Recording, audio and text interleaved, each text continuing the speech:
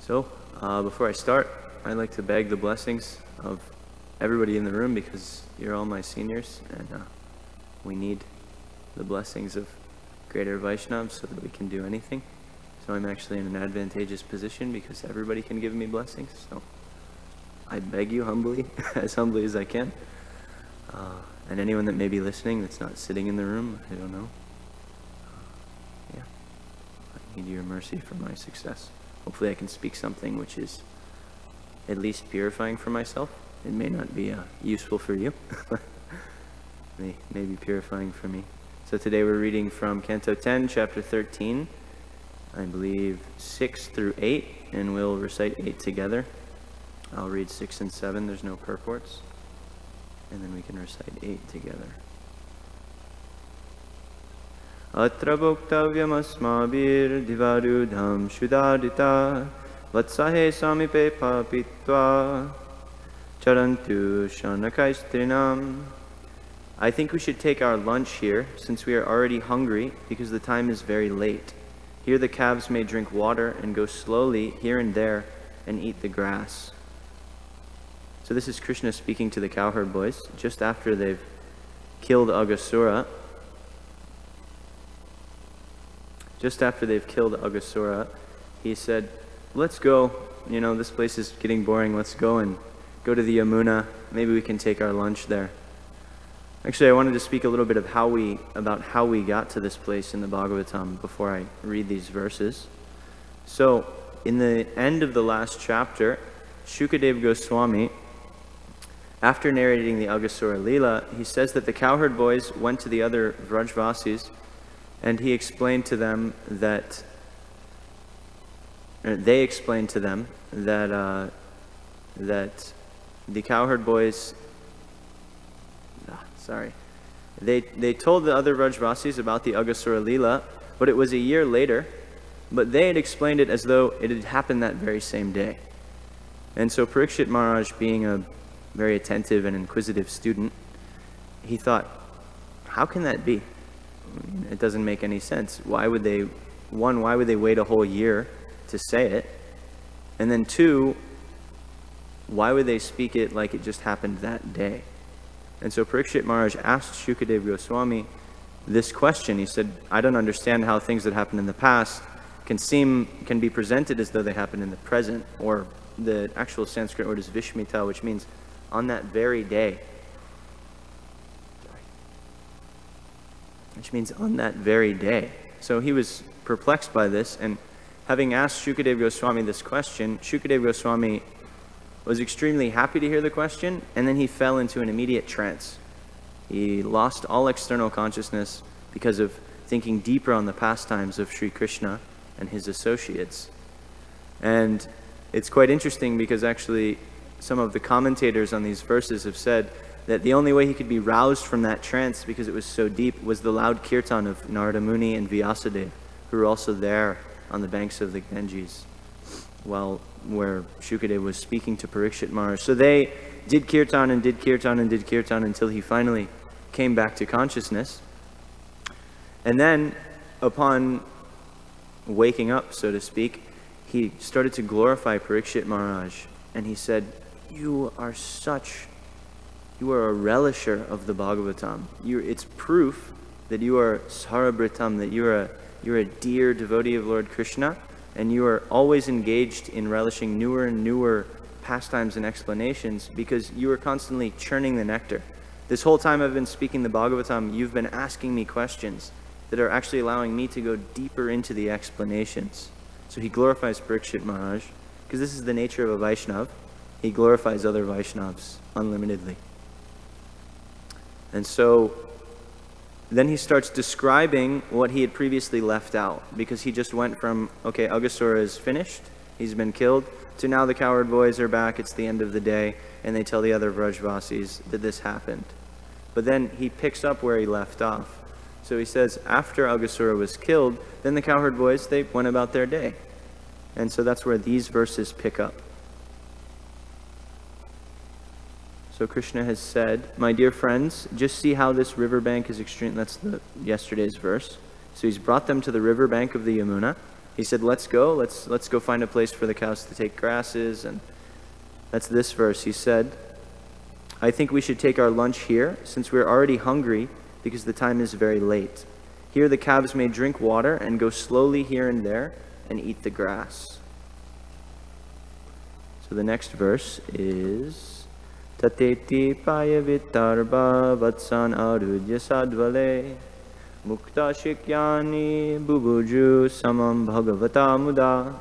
Accepting Lord Krishna's proposal, the cowherd boys allowed the calves to drink water from the river and then tied them to trees where there was green, tender grass.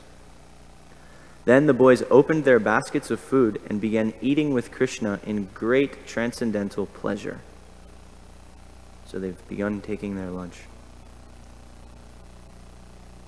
And the verse that I'll be mainly speaking on today is text 8. It's where Prabhupada has left a very nice purport. So we can recite this one together. Krishnasya Vishvak Puriraji Mandalar Abhyanana Pula Drisho Vrajarbaka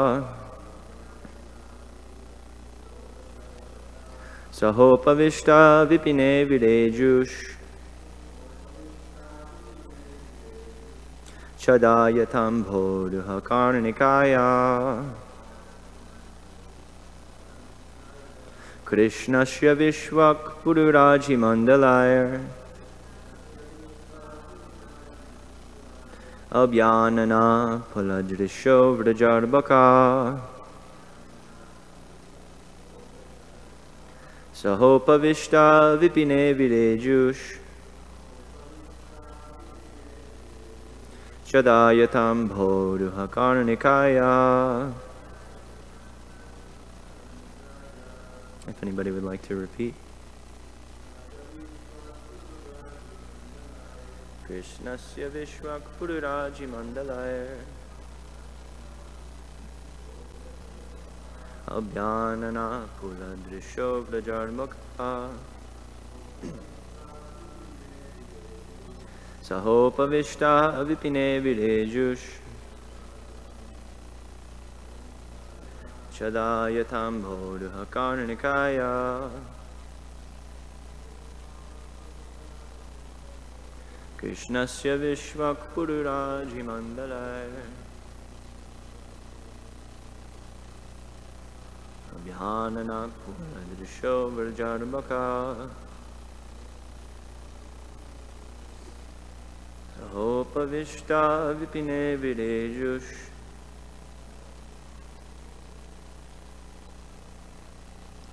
Chadayatam Bodha Karnikaya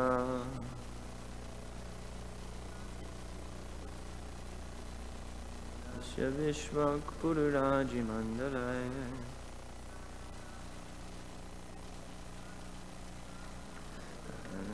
Puladrisho Vrajarbaka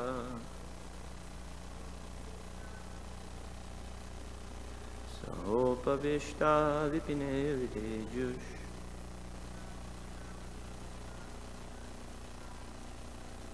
Chadayatam Bodha Karnikaya. So the word for word, Krishnasya Vishvak, surrounding Krishna. Puru Raji Mandalai, by different encirclements of associates. Abhyanana, everyone looking forward to the center, where Krishna was sitting. Pula Drishaha, their faces looking very bright because of transcendental pleasure. Vraja Ardbakaha, all the cowherd boys of Vrajabhumi. Saha Upavishta, sitting with Krishna. Vipine, in the forest. Videju, so nicely and beautifully made. Chada, petals and leaves. Yata, just as. Amboruha, of a lotus flower. Karnikaya, of the whirl. Translation: like the whirl of a lotus flower surrounded by its petals and leaves, Krishna sat in the center, encircled by lines of his friends, who all looked very beautiful. Every one of them was trying to look forward toward Krishna, thinking that Krishna might look toward him. In this way, they all enjoyed their lunch in the forest. And the purport by His Divine Grace, A.C. Bhaktivedanta Swami Srila Prabhupada Ki Jai. To a pure devotee, Krishna is always visible. As stated in the Brahma Samhita, Santa Sadaiva Hridayeshu Vilokayanti, and as indicated by Krishna himself in Bhagavad Gita, Sarvata Pani Padam Tat Sarvato Shi Shiro Mukam. If by accumulating pious activities, Krita Punya Punja, one is raised to the platform of pure devotional service, Krishna is always visible in the core of one's heart. One who has attained such perfection is all beautiful in transcendental bliss. The present Krishna consciousness movement is an attempt to keep Krishna in the center. For if this is done, all activities will automatically become beautiful and blissful. Om Jnanatimirandasya Jnananjana Shalakaya Chakshurun Militam Yena Tasmai Shri Gurave Namaha Shri Chaitanya Manobishtam Stapitam Yena Bhutale Swayam Rupa Kadamayam Dadati Swapadantikam. Hey Krishna Karuna Sindho Dina Bandho Jagatkate Gopesha Gopika Kanta Radha Kanta Namostute Tapta Kanchana Gaurangi Radhe Vrindavneshwari Vrishabhanu Sute Devi Pranamami Hari Priya Vanchakalpa Trubhyascha Kripa Sindhubhya Evacha Patitanam Pavanebhyo Vaishnavebhyo Namo Namaha. Jai Shri Krishna Chaitanya Prabhu Nityananda Shri Advaita Gadadhar Shrivas Adi Gaura Bhakta Vrinda. Hare Krishna Krishna Krishna Hare Hare Hare Ram Rama Rama Hare Hare. Mukam Karoti Vachalam Pangumam Teginim Yat Kripam Tamaham Bhakti Shri Gurum Deen Taranam.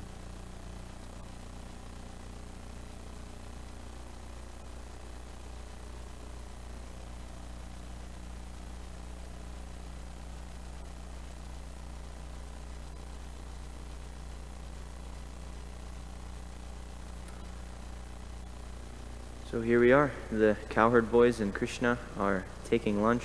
This is like the epitome of Sakya Ras. You're sitting on the banks with Krishna and they're all taking lunch with him. And so it's a really beautiful scene that's described. All the cowherd boys are gathered.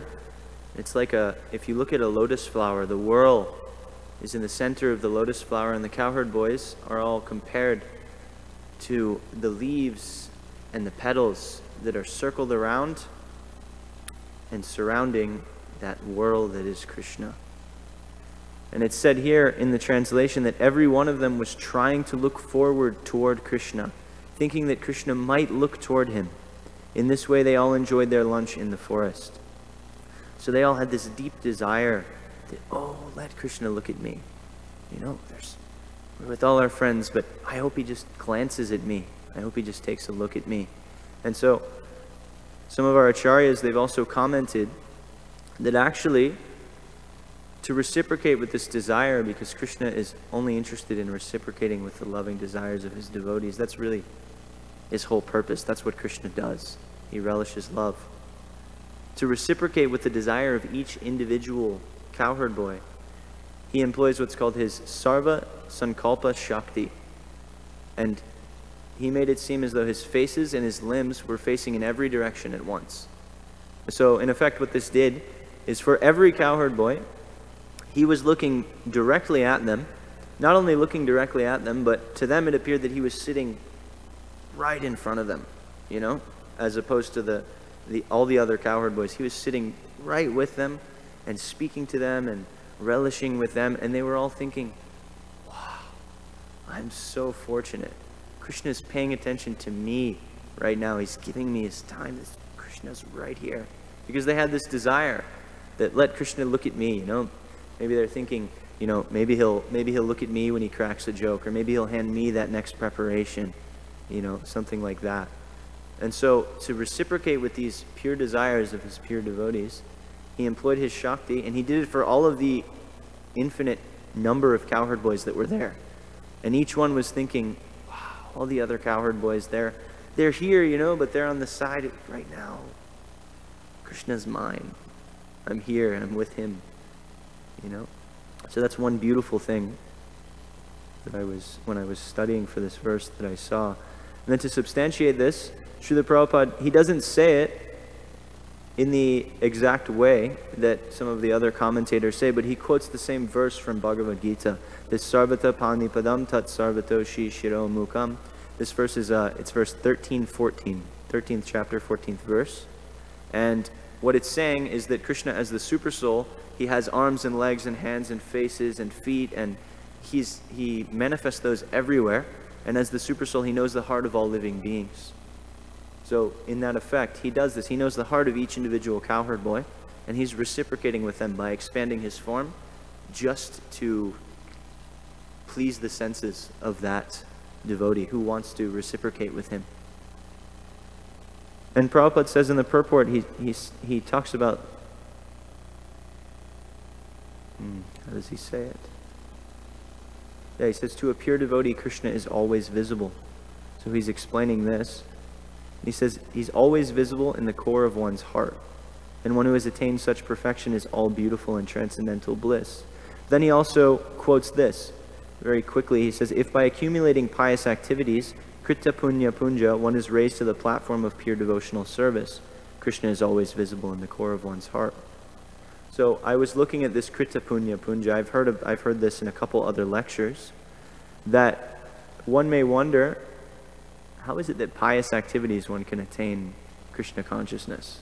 Because that's like square one. We learned that very early on, that by piety, by impiety, God is neutral to these things because they're temporary. They happen in this world. One may be pious now, and in the next life he may be impious, up and down. So Krishna isn't so concerned with piety. It's more of a karma kanda thing. It may help with devotion if one is already involved in devotional activities, but it doesn't actually move one towards the goal of Krishna consciousness in a concrete way. In other words, advancement in Krishna consciousness isn't dependent on piety or impiety. So I went and I looked at this term, Krita Punya Punja, which actually occurs half a chapter back. It's Canto 10, Chapter 12, verse 11. The last line of verse 11 is this Krita Punya Punja, and it's actually describing Krishna with the cowherd boys, and it's describing their great fortune. And so our acharyas, they have explained that what this great fortune is referring to, even though punya is the word that's used, is it's referring to bhakti. Because, as I said earlier, punya, in the material sense, it can affect Krishna consciousness. And so this punya is a transcendental type of punya, and it means that the cowherd boys have basically selflessly been doing so many things just for Krishna's pleasure. And their only desire is to see Krishna and to be with Krishna. Therefore, Krita Punya Punja. Therefore, how can we know? Well, how can we even estimate their great fortune? Another thing.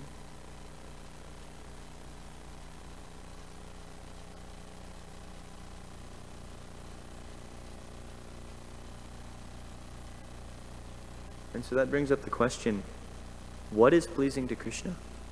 What does Krishna actually like? What is this bhakti? How can we, in our small little place that we are, I speak for myself, in the small place that I am, I don't know where the rest of you are, and I'm your junior, but how can I begin to acquire some of this Krita Punya Punja that will bring me someday, eventually, to the goal that we've all been gracefully given by Srila Prabhupada?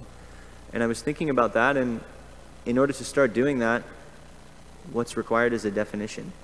It's required to know what that is. Many people may have some idea or other. If you go out on the street and you talk to any average Indian, they'll tell you, I know Krishna, I know what he wants, I know what he likes, I grew up with him, I know Bhagavad Gita, I know all these things.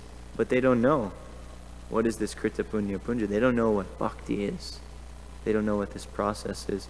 So I thought to talk a little bit about that, because it's relevant. And then also, when you talk about bhakti, it's always beautiful, so it's always nice to hear, even though we know these things already. So I was thinking, well, when I was looking at this description of Krita Punya Punja in one of the purports,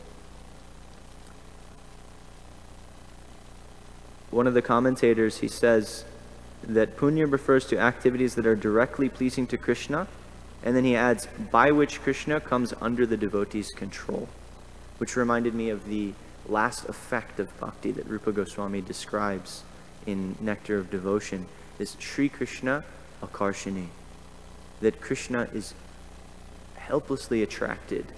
He's pulled. Krishna, the word Krishna means all attractive. It has the same root, krish, as the word karshna, which means pull. Like sankarshan means one who pulls everything. He completely pulls everything. It's another name for Krishna. Usually we use it for Balaram, but it's also applicable. And so akarshini means that Krishna is pulled. Sri Krishna Akarshini. So even though he's all attractive and he attracts everything, what is the one thing that attracts him? It's pure bhakti. Bhakti. His bhakta, doing things that are only motivated out of a desire to please him, motivates him to want to do things for his bhakta that will only please them. That's the transcendental relationship. So I saw that line, I was reminded of that when I saw this, by which Krishna comes under the devotee's control. So what is pleasing to Krishna in a more definite way? What kind of activities lead to this? What can we do? What can we offer? What can be done in order to begin knowing this process? I don't want to be so audacious as to say to start doing it immediately, because it's a very high thing, but to begin cultivating the consciousness that Prabhupada started this movement for. And so I thought of a couple more verses. A couple things came to mind. The fact that Krishna is Bhavagrahi Janardana, that the implication of this Bhavagrahi Janardana, grahi means to take, to pull. Like a planet is known as a graha because it has influence, because it pulls on your karma, it pulls on your destiny, and depending on the situation of the planets, that's what astrology is for. Depending on the situation of the planets, you are affected in a certain way. So Krishna, he takes only, and he only exerts influence, and really he only reciprocates with the bhav of his devotees, bhavagrahi janardana, with the mood in which things are offered. He's not so interested in what we are offering per se, because he has everything. He's in the spiritual world. You can look for beautiful flowers here, but you can't know the kind of flowers that are in the spiritual world. You can play beautiful music here, but you can't know the type of music that is played. Even if it's sometimes it's described. I've heard Dinabandhu Prabhu describe the Leela of the Govardhan Leela. And he's described that after the demigods, they all do their music and they worship Krishna and they give him the name Govinda, that the cowherd boys then come and they sing. They pick up the same instruments and they sing. But because they're simple Rajvasis, they sing out of tune and they don't know how to play the instruments. But Krishna is inestimably more happy with that singing and that offering. Because why? Because the bhav is there. Because they love Krishna. They only know Krishna. Krishna is theirs. In their mind, this is my Krishna, my best friend. I love him. So Krishna is Bhavagrahi Janardana. He's looking for this. He's not looking so much for the external things. And then another verse came to mind, this Patram Pushpam Palam Toyam that we hear in the Bhagavad Gita. Yo me bhakta prayachchati. That, oh Arjuna, I accept a flower, a fruit, even leaves. Leaves aren't so pretty, flowers are nice, fruits okay, but I take leaves, I even take a little bit of water. If you offer it to me with bhakti, I take it and I relish it, because that's what I'm interested in. Actually, I'm not interested in the vessels of the things that are part of this temporal world and a constantly fluctuating and moving around, but if you offer me love, that's what I want. And then again, something else came. Bhaktyaham ekaya grayam. In the 11th canto, Krishna tells Uddhava, the only thing I'm moved by, of all things, the only thing that I move for is bhakti. Bhaktyaham ekaya grayam. He uses this word again, grayam. I'm only moved, I'm only influenced, I'm only pulled, eka, only by bhakti. So, I was thinking of this, and as I was thinking about it, I realized I had just read the day before, after Subal Prabhu asked me to give class, a really, really, really beautiful pastime, which summarizes all of this. And somehow or other, you know, when we read, sometimes we're just reading, and it's our sadhana, and we're getting through it, and it's beautiful, but it doesn't hit us in the heart. But we continue, because that's sadhana bhakti. We have to keep going. Taste or no taste, you know. A lot of times there's going to be no taste. That's part of practicing. But when I was reading this, towards the end of it, I really, I felt something very nice. You know, nothing spectacular. I didn't, you know, I'm not Shukadeva Goswami. I didn't fall into internal consciousness, but I just felt that is so beautiful. You know, and then when I was studying for this verse to give class, because normally I shoot from the hip, I don't study, but I thought, I'm in a new place, I didn't want to be humbled. too bad, you know. Better study, take the humble route. And I was studying, and then after I thought these verses I just told you, I was like, oh man, I was just reading that yesterday. This is so perfect. And so the pastime that I'd like to share a little bit, if you don't mind, is the Leela where Sudama Brahmana, he goes to Krishna in Dwarka. And yeah, so I'd like to tell this.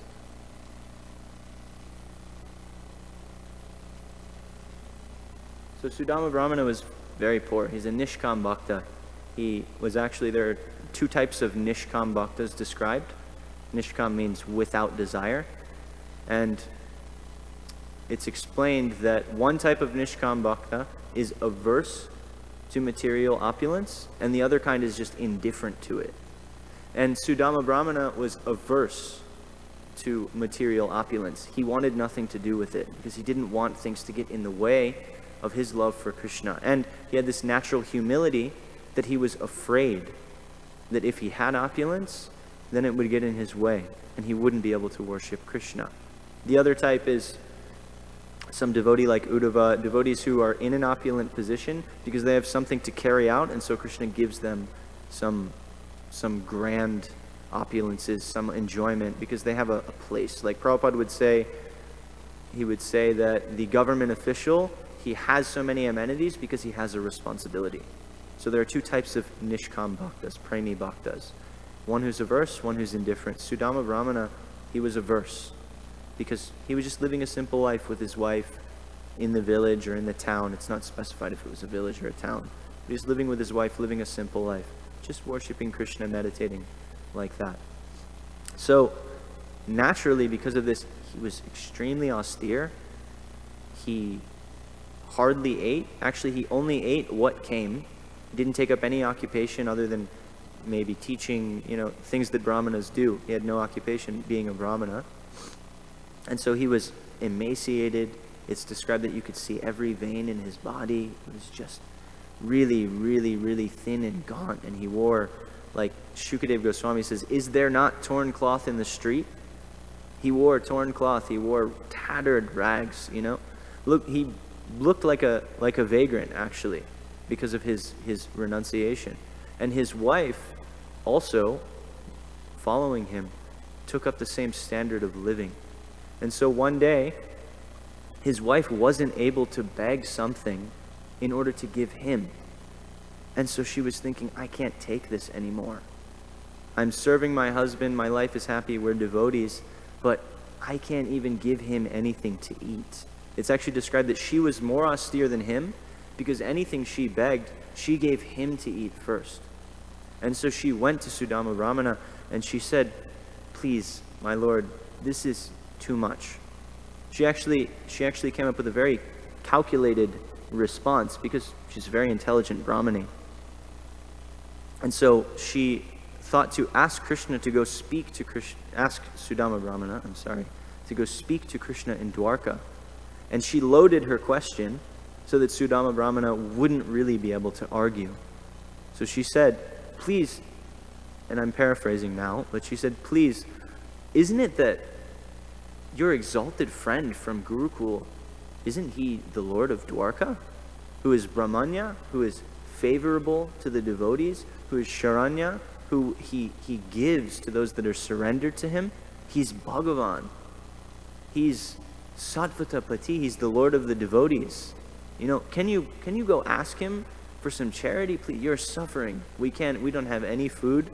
I'm suffering because I'm terrified now because I'm not going to be able to give you anything. And I'm even terrified now because I know you're humble. I know you won't want to go ask him. But will you please, your Lord won't want to see you suffering like this. Will you please go and speak to him? And so she loaded her question like this because she knew that Sudama Brahmana, being a naturally humble devotee, he would say, how could Krishna be favorable to someone as fallen as myself? And so she said, he's Brahmanya. You're a Brahmana. You're a Brahmana and he's Brahmanya. He's favorable to the devotees, to the Brahmins rather. Please go to him. And then Sudama Brahmana, being a Vaishnava, he naturally said, I may be born a Brahmana, but I don't have the qualities of a Brahmana. How can I go? I'm just a pretender. Krishna won't listen to me. And then she said, he gives shelter to those who are surrendered to him. So you may argue you don't have any qualities, but I see you're doing your bhajan every day. You're worshiping Lord Krishna. You're surrendered to him. You don't even eat because of your staunch surrender to Lord Krishna. And then, being a devotee, again, Sudama Brahmana would say, I'm not even a devotee. What to speak of being surrendered? I have no devotion for Lord Krishna. And then she says, but Krishna is Bhagavan. So naturally doesn't want to see you suffer. But Sudama Brahmana, being intelligent, being studied in the Shastras, he was in the same Gurukul as Krishna. He says, Bhagavan is equally disposed to the countless karmic sufferings of the conditioned souls. Why should he give wealth to me? He's neutral. I'm just another conditioned soul in samsara. And so then she says, he's Sattvatapati. He's the Lord of the devotees. So even if Bhagavan won't give you something, his devotees will give you something. Just go there. Just by them knowing that you are the friend of Krishna from his childhood, they will give you everything. Please go. She begs, please, I can't take this anymore. So Sudama Brahmana, he was thinking, I don't want to go and ask my Lord for something material. I don't like this. I don't like this. So he dismissed it, and then he thought about it, and his wife kept coming to him and asking and presenting arguments like this. There are 4 or 5 more that are given. And finally, he thought, it would be the perfection of my life to see Krishna again. So on the pretext of going, he said, okay, I'll go, because now, through your talking, you've incited a desire for me to see Krishna. So I'll go to Dwarka, and I'll go ask him. But you have to give me something, because I can't go see my friend empty-handed. I haven't seen him in so long. It's not cultured. It's not... Do we have anything in the house? I know we don't... They practically didn't have anything. Their roof was caving in. The walls were falling over. Do we have anything in the house? And so she said, I'll go beg something. You just wait right here, because she was happy that, okay, he's going to go. She knew, because she was also a devotee, that Krishna would fulfill his desires and fulfill her desires. Her desires were unmotivated because she only desired that her husband be happy. She was torn apart when she couldn't even give him food. So her desires weren't for herself either. So she said she was very happy. Good, you'll go, I'll go beg. So she begged 4 palmfuls of chipped rice. Dry poha, like we get from the Indian store. This unsoaked poha, And so she wrapped it up in a torn piece of cloth and she said, here, you give this. You give this to him. This is all we have. He'll accept it. So he said, okay, I have a gift now. I can go. And he set along, and as he was walking to Dwarka, he went with some brahmanas. He thought, how will I even get into Dwarka? Now look at me. I'm emaciated. I have torn cloth. I look like a vagabond. this place is guarded by the Vrishnis, the Andakas, the Yadus. You know, this is the most heavily guarded place in the universe, practically. The Lord lives here with the goddess of fortune. It's in the middle of the ocean. There's a tunnel underneath the ocean you have to cross just to get in. Even if I get in, how will I get past all the gates that are guarding Krishna's palaces? So he was wondering, probably it won't even happen, but I'll try. So he got to Dwarka, and he got in. Somehow, they let him through the gates. And so he said, let me try another one. And he walked through the gate of the Vrishnis. And then he walked through the gate of the Andakas. And then he walked through the gate of the Yadus, the closest ones to Krishna, his immediate family. And then he was at the 16,000 palaces of Krishna's queens. And then he was at Rukmini's palace, the principal palace of Krishna's wives. And so he went in, and he saw Krishna sitting on Rukmini's bed. And Krishna saw him, and he stood up, and he walked to Sudama Brahmana, and he just embraced him with tears in his eyes. He embraced Sudama Brahmana. He didn't say anything, actually. He embraced him with tears in his eyes, and then he sat him down on the bed without saying anything, and he worshipped him, as he should the Brahmanas. Sorry, right hand. He worshipped him. He offered all the arti paraphernalia. He donated a cow to him. He offered him betel nut. And then he spoke. And he said, my dear Brahmana, you've come from so far. Oh, I remember you from Gurukul.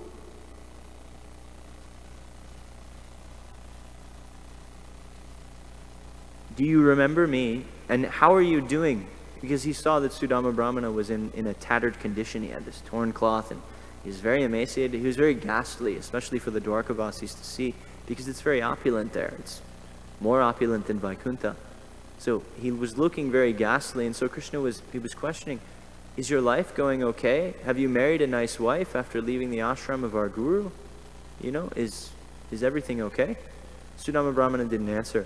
He just, very humbly, he was just happy to be there with Krishna.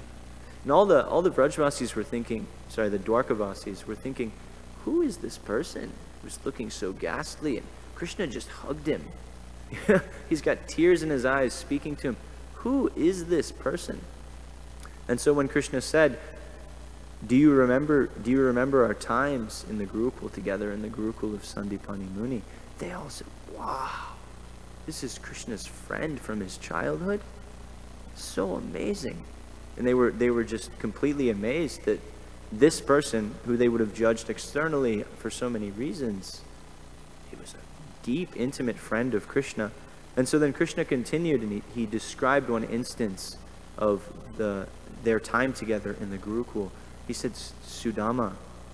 Actually, sorry, at that point, Sudama Brahmana was thinking, you know, maybe he's thinking I'm somebody else. Does he really, he worshipped me so much because he was his devotee, so naturally it was a little awkward for him that the situation was flipped, that Krishna was worshipping him.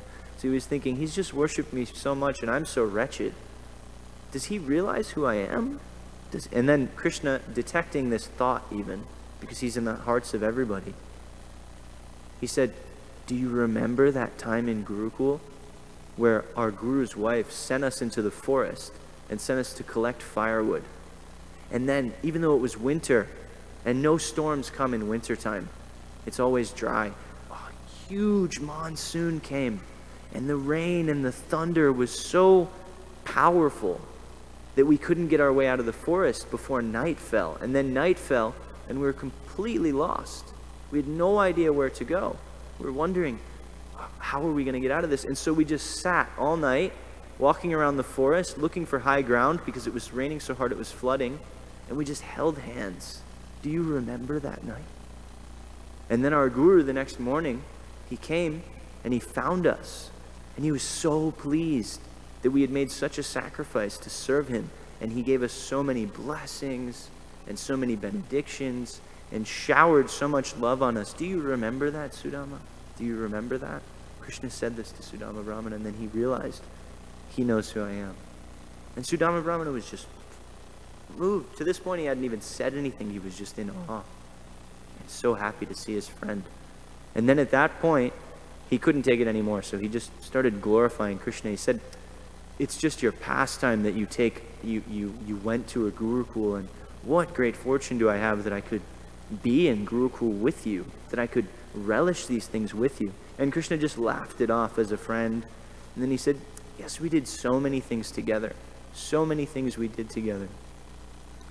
Do you remember all of them? Do you remember them? And so Sudama Brahmana was just moved by this.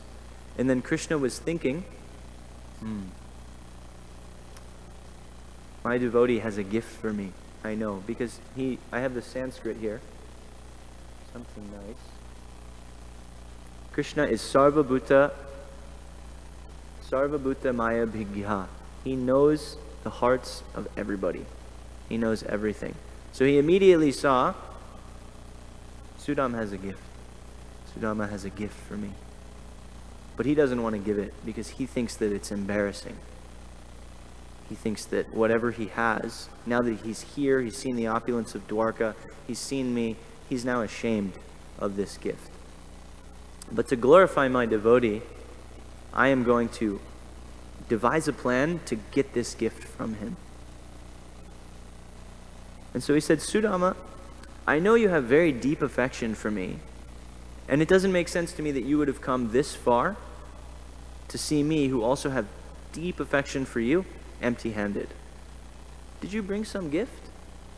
And so Sudama said, oh, my lord, I brought something, but I can't give it to you, it's not, no, I won't do it. I can't give, just forget about it. Just forget about this gift, And then Krishna, he said, even if my devotee offers only a little with devotion, it becomes plenty. Don't worry that it's meager or that it's a humble offering. I don't mind for that. You're my friend. You're my devotee.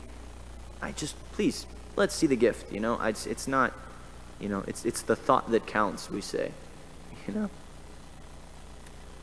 So Sudama said, no, really, when I took this from home, I didn't think deeply about it. I just asked my wife to get me something because I had to come here with something but it's unsuitable. I can't give this to you. And Sudama was thinking, it's just chipped rice. It's a dry taste. It's stale by now. I've been walking and carrying it. We begged it from someone else. I can't. No. So then Krishna, he speaks the same verse that he says in Bhagavad Gita. It's in the Bhagavatam, one of the texts of the Bhagavatam. He says, Patram pushpam palam toyam, yo me bhaktya prayashriti. He says, even flowers, fruits, even a leaf, even some water, yo me bhaktya prayashriti. If you offer it to me with devotion, I not only take it, I relish it. The implication here is that don't think it's too meager, or don't think it'll be stale or tasteless for me. The implication of him speaking this verse is that if somebody gives me leaves or flowers with enough devotion, I don't even consider whether they're food or not. I just eat them. I will eat flowers, Sudama, if you offer me flowers. What did I do for Vidura's wife? I ate banana peels. Why? Because she offered them with deep, deep bhav, deep devotion. So Krishna says this, even so, Sudama was just embarrassed. No, I can't offer this to you. It's just, he just hung his head and he didn't say anything. And by hanging his head, the implication was, please stop, stop goading me. I'm not going to give it to you. I just can't do it. I won't do it. Don't mock me anymore. Because Krishna was laughing, though. It wasn't a grave exchange. It was very, on Krishna's side, he was laughing and he was very much happy to see his devotee. But Sudama was feeling very embarrassed about this gift. So by hanging his head, he was implying that, let's just change the subject. I won't do it. And then Krishna understood immediately that he's actually come because his wife begged him to come. And she only begged him to come because she couldn't stand to see him suffering anymore. And so because these two are completely selfless, he's completely devoted to me, he's a Nishkam Bhakta, and she's completely devoted to him. She's even more austere than him, again, because anything she begs, she offers to him to eat, and she fasts more than he does. So they're both completely dedicated, and they have no personal interest. So I'm going to give them more than the demigods have.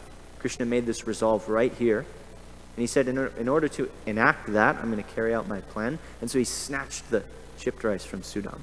He took it from him. And he said, "What is this? What have you brought me, Sudama?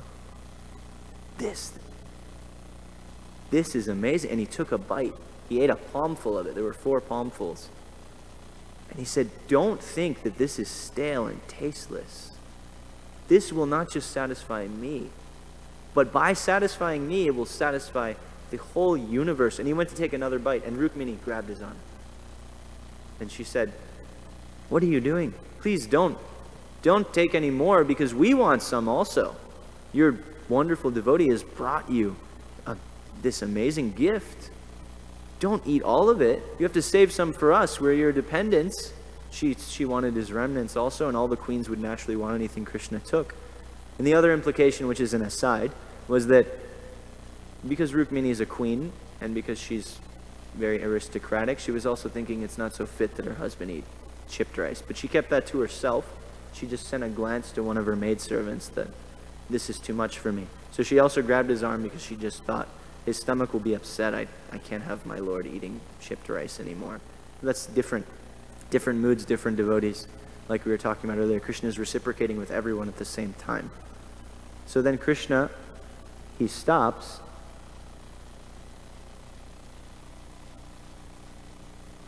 And he continues to glorify it, but he doesn't eat anymore. He sets it aside.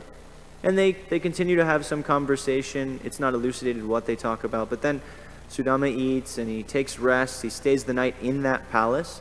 And then he sets out for home. He goes to go back to wherever he's from. The place isn't specified. And on his way, he's just thinking, wow, my Lord is so merciful and amazing. And I'm so happy to have gotten his darshan. He embraced me. He spoke such sweet words. We exchanged. It was just, I'm completely satisfied. So I was I couldn't ask him for anything, because Sudama never asked Krishna for the benedictions that he intended to, that his wife had asked him to go and beg for, because he was too embarrassed and humble. And the situation with the chipped rice, that was enough embarrassment for him. He just thought, I can't ask my Lord for anything. So then he started thinking, actually, rather than giving me wealth, the Lord gave me the great treasure of his association, which is much more than any wealth I could have even asked him for, anything I could have wanted. So actually, I'm already the winner. And then, even if he had given me wealth, naturally, he knows my heart. So maybe he knew what I was coming to beg for, but he didn't give it to me because he knows my mentality. He knows that if I were to beg, if I were to get some opulence, then I would just be waylaid on the path. I would be absorbed in that opulence. I can't handle that. So it was his mercy that I'm still a poor brahmana, and I'm happy to be. Sudama was situated nicely before. He only came because his wife begged him. He didn't want any opulence. So he's walking home. Finally, he gets to where his house is supposed to be. And he sees a palace. He sees multiple palaces. It's described that their brilliance was like a combination of the sun, of fire, and of the brilliance of the sun, fire, and gold, something like that. I don't remember the third one. I think it was gold. And so it was like blinding opulence. And the first thing he thought was, what, did I take a wrong turn? Where am I? And he looked around, and I'm adding this, but it says that he identified that it was his house. That's my neighbor's house. That's my neighbor's house. This is my house. But what happened? He was thinking, where did this come from? He saw gardens and palaces and beautiful women and beautiful demigod-like men there in the garden. And then some servants came out and were walking towards him, and he's thinking, who are all these people? And then he knew, my Lord, I didn't even have to say anything. and he gave me all of this opulence. And then a beautiful woman came out of the palace and started walking towards him, and he was thinking, who is this demigoddess? She looks like the goddess of fortune who is walking towards me. Who is this demigoddess, and why is she walking towards a wretch like me? And then one maidservant off to the side, because now the palace was full of maidservants, said, that's your wife. She's your wife. Yeah, that's your wife. And then he thought, my God. And so his wife paid obeisances to him, and it said that she embraced him within the core of her heart. And then he had stayed looking emaciated and ragged so that he could have this realization of seeing the palace, and also so she could still recognize him. As soon as she recognized him, he also basically got a demigod body. And so they went into the palace, and he saw that the opulence was like that in Dwarka. It was more than the demigods have. And so then he started thinking. He started to wonder, why didn't the Lord say anything to me? Why didn't the Lord, give any indication? Why didn't he, if he knew what was in my heart, why did he do all of this silently and wait for me to get back to my home when he gave this to me? And he had a realization. And that I won't speak from my memory. I'd like to read, because this was the part when I was reading this that really struck me and I found extremely beautiful. So the verse is, it's text 34 of chapter 80. After all, my friend Krishna, the most exalted of the Dasharhas and the enjoyer of unlimited wealth, noticed that I secretly intended to beg from him. Thus, even though he said nothing about it when I stood before him, he actually bestowed upon me the most abundant riches. In this way, he acted just like a merciful rain cloud. And then the purport, which is where, that's beautiful, because it's the Bhagavatam, but the purport is what really struck me. Sudama thought, if Krishna has bestowed this wealth upon me, then why did he not tell me about it when we met in Dwarka? Certainly, my friend directly speaks and gives abundant wealth to beggars like myself. I surmise that Krishna did not mention how he was going to fulfill my unspoken request, because at that time he was thinking, my dear friend has given me these grains of rice, which are greater than all the treasures I own. Even though in his own house he had no such gift to bring me, he took the trouble of begging it from a neighbor. Therefore, it is only proper that I give him something more valuable than all of my possessions. But nothing is equal to or greater than what I possess. So all I can do is give him such meager things as the treasures of Indra, Brahma, and other demigods. Embarrassed at being unable to properly reciprocate Sudama's offering, Sri Krishna bestowed his favor on him silently. So just like Sudama was embarrassed to offer the chipped rice, Krishna felt embarrassed that he couldn't even reciprocate with that chipped rice. He thought, there's nothing I can do to reciprocate with the love that is imbued in this chipped rice because of Sudama's devotion. And so I want to give him something, but I have to do it silently because it's an if I say it, it's an embarrassment. I just can't bring myself to do it. Sri Krishna bestowed his favor on him silently. Krishna acted just like a magnanimous rain cloud, which provides the necessities of life for everyone near and far, but feels ashamed that its rain is too insignificant a gift to give in return for the abundant offerings that farmers make to it. Out of shame, the cloud may wait until nighttime, when the farmers are asleep before watering their fields. This is the position of Krishna, the best of the generous dynasty of Yadus. So then I was thinking about this last sentence that Prabhupada says, the present Krishna consciousness movement is an attempt to keep Krishna in the center. For if this is done, all activities will become automatically beautiful and blissful. Because this is what it means to keep Krishna in the center, to think about Krishna, to read about Krishna, to hear about Krishna, and to aspire towards what we hear. We hear about these beautiful things by hearing about Krishna reciprocating like this and the beautiful things that happen between his devotees, it becomes more and more apparent that we would much rather be a part of that reality than the reality that we're in. It's such a beautiful thing. And why am I wasting my time playing around here, doing this and doing that? And then in that way, all of our duties, all the things that we have to do, we can carry out in the right consciousness. So that was my attempt at doing this. I was really happy actually that when Prabhu asked me to give class, it happened like this, and I was really affected by this pastime, and so to be able to reiterate it is nice for myself. So if there are any questions or comments or corrections, please, I welcome them.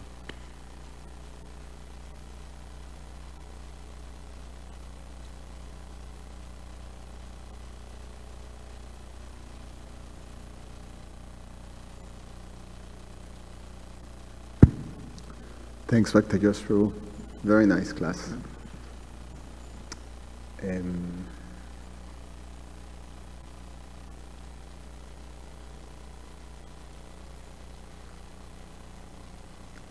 Just thinking of a question in terms of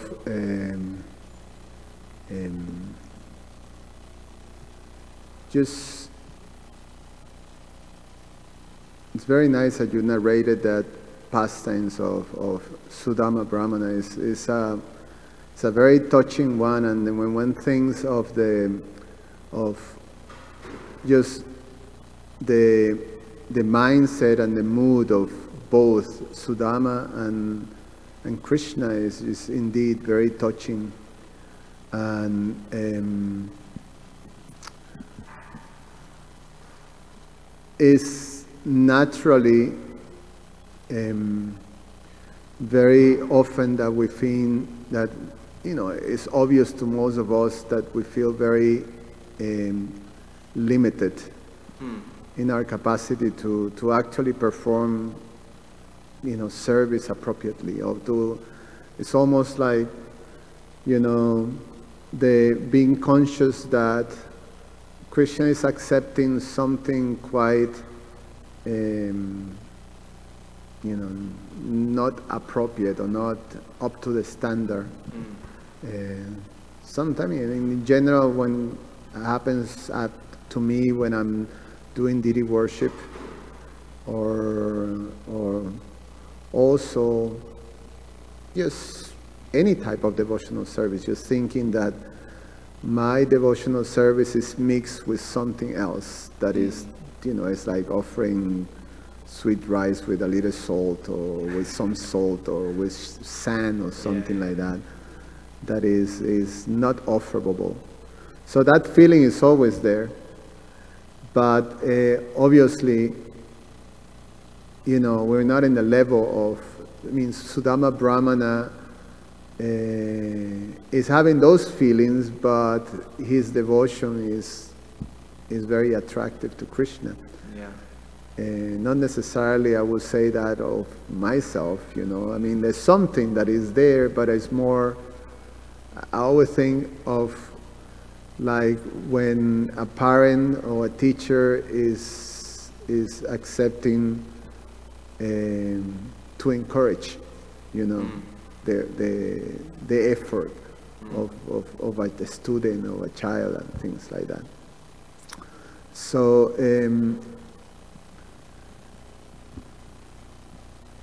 how, in one sense, I mean, at times thinking that, you know, not necessarily, I mean, Krishna is very kind and he accepts, but this is not necessarily very pleasing. And it's always that feeling. So, not sure if it's accurate. What do you think about that? I didn't really catch the question. Well, I caught everything that led up to it, but what's I'm not sure that this is in general, you know, we may feel like that, but how accurate that feeling is from the perspective of the scriptures.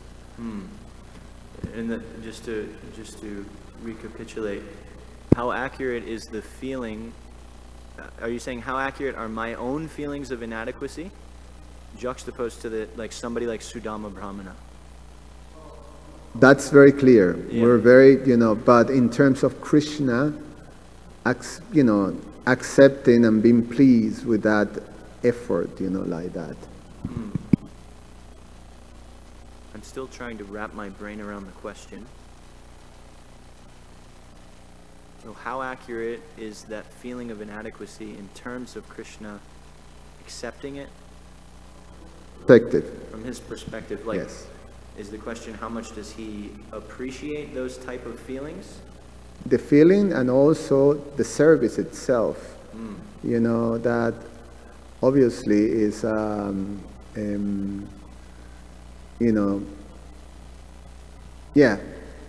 it's like accepting something that is not necessarily, in the case of Sudama, is imbued with love. Yeah. In the case of someone like myself, there is some devotion, but it's also imbued with all kinds of other motivations that are there. So how, what's the thing of Krishna's accepting this?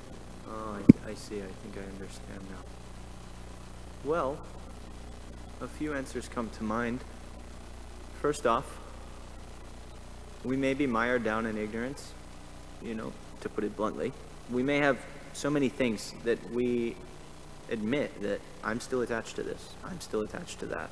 I was in Australia for a month, and in my heart, I really birthed the desire to learn how to surf, because I used to skateboard a lot. And so it was just there, this really strong desire that I want to learn how to surf. Maybe I'll move down here and I'll start a preaching program and we'll have a restaurant on the beach because I'm a cook, and we'll have programs. But the motivation behind all those fantastical thoughts that happened for about a week was, I want to learn how to surf, So we have to admit that when these things are there, these attachments are there. And for most people, because I'm a brahmachari, so I can have these whimsical, lackadaisical thoughts, for most people it's much more rooted in responsibility and the life they have to live and they have to move forward with. So really, I think it comes down to a matter of consciousness. So we may have these things, we may know we're not pure, we may know that we're going through an archa nivritti, we may know that, we don't live up to the standard every day. I know I don't live up to the standard every day. Sometimes I don't live up to the standard every week. If we look at the real standard of Krishna consciousness, maybe I've never lived up to the standard, even one day. But as long as we recognize that we have a desire, that the best part of me really, really, really wants to be Krishna conscious. Whatever that is, as that unfolds and that becomes more practical and real and it becomes more tangible in my life as I practice, the best part of me wants that. Then I think all the other things are just details. As we fan that, as long as we do things which will keep us in that fire, wherever we are in our life, I think it's just a matter of time. It's a matter of purification. Actually, I was just studying the other day, because I'm studying for a little bit of a project, and I was listening to a class by Adi Purush Prabhu, and it's about the 9 steps of Bhakti by Rupa Goswami, and Sri Vishwanath actually, he elaborates them into 14 steps.